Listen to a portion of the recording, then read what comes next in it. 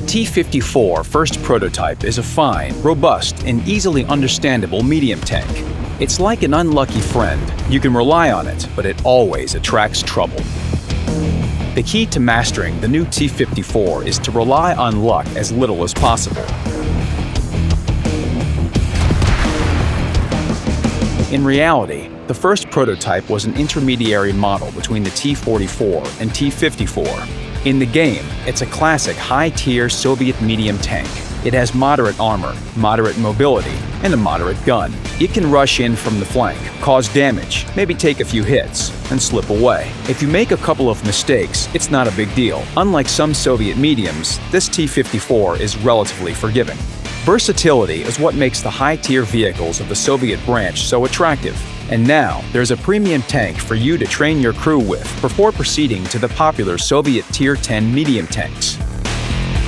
Of course, the first prototype has its notable features, but its gun is definitely not amongst them. It's no worse than its allies, but also no better. So let's give it a go. Here's the legendary Type 59, a worthy adversary. To ensure a fair test, the target is placed 200 meters from each. To keep it interesting, they'll be accompanied by a Super Pershing and an AMX CDC, shooting at the menacing E-100s. Their guns have a very similar armor penetration and cause almost the same damage. Their armor penetration values of 175 and 181 millimeters are just enough to penetrate the E-100's side with its tracks and side skirt. But with an average damage value of 250, it will take them a while to destroy it. That's not surprising though, it's a Tier 10 heavy tank. In 1 minute, the first prototype has fired 7 shots. However, the CDC has fired more. The Type 59 has managed only 6 shots. At last, the first E-100 is destroyed during the second minute, but anyone can hurt a poor German heavy by shooting its side hull. What if they shoot it in the front? No luck. Their AP shells don't have sufficient penetration, even for the lower glacis plate. It seems that the new E-100 isn't as helpless as the last one. Time to switch to APCR rounds. With 235mm penetration, they punch through the lower glacis plate like darts through cardboard. After 2 E-100s have been destroyed, we can compare the results. It looks like the first prototype's accuracy is even higher than the Type 59's, and the vehicle's official stats reflect this. Now, the third E-100. This one looks less confident than the previous ones.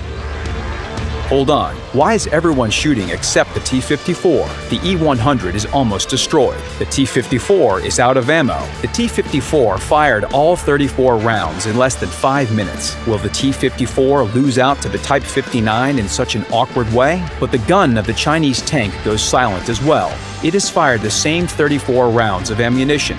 The German tanks can breathe easy now. Well, the first prototype destroyed 2 full HP E-100s, along with the other tanks. Its gun is far from perfect, but it's typical of many Soviet guns. It's inaccurate, and the average damage per shot is low, but the damage per minute is quite good. There's also a myth that Soviet vehicles hit their targets without aiming. Joking aside, this gun type requires aggressive use. This is what the other parts of the vehicle are needed for, and where its peculiar features lie. The first prototype leans more towards the style of a heavy tank. It's more armored and a little bit slower than most medium tanks. Its engine is quite weak. With 520 horsepower, the T-54 can accelerate up to 44 kilometers per hour according to its credentials, and up to 35 to 40 kilometers per hour in practice. Its speed may be low, but it's very agile. A couple of circles at 42 degrees per second will give you motion sickness. The front hull armor is quite strong, 120 millimeters. With slope, it turns into 240 millimeters of effective armor, and even more when angled. The gun mantlet and turret cheeks have 180 millimeters of armor. The shape of the turret is also an advantage. The 150 millimeter armor is well curved to cause bounces. Fighting against Tier 8 vehicles with this kind of armor can be fun. For example, you can approach your target wiggling your hull like a shark, swinging your armor like a Jedi lightsaber, and make your opponent watch the fireworks. The first prototype feels very confident at the top of the list. It can almost do whatever it wants. Accompanied by other tanks with powerful guns, you can easily take on medium tanks or even heavy tanks. On city maps, they can form a real backstreet gang.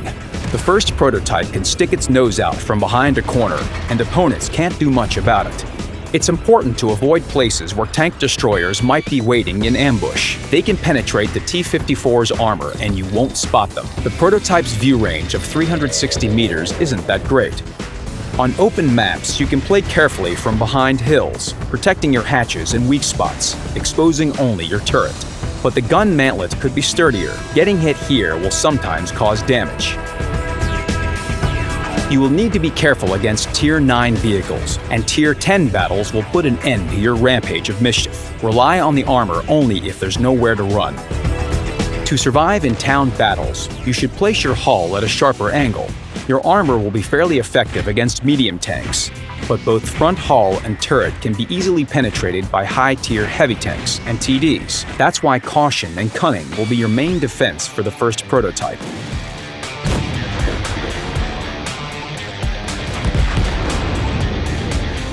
You should change your role from assault leader to ninja. Don't rush into the attack. You need to learn how to hunt down and catch the targets with the thinnest armor.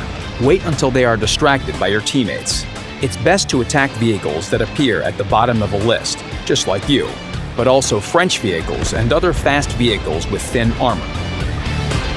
Of course, you won't be able to switch flanks quickly like the CDC, but the first prototype isn't as restricted as the Luva, which gets only one chance to choose which flank it will go to. So the characteristics of the first prototype and its balance weight turn it into two completely different tanks with their own gameplay style. It can either be a sturdy assault medium tank in Tier 8 battles, aggressive, quick-firing, and fun, or it can be a crafty hunter amongst Tier 10 vehicles, an assassin that preys on the weakest opponents, and receives a lot of credits and experience for this.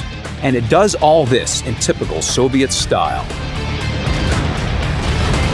If you like the T-54 first prototype, you can purchase it in our premium shop.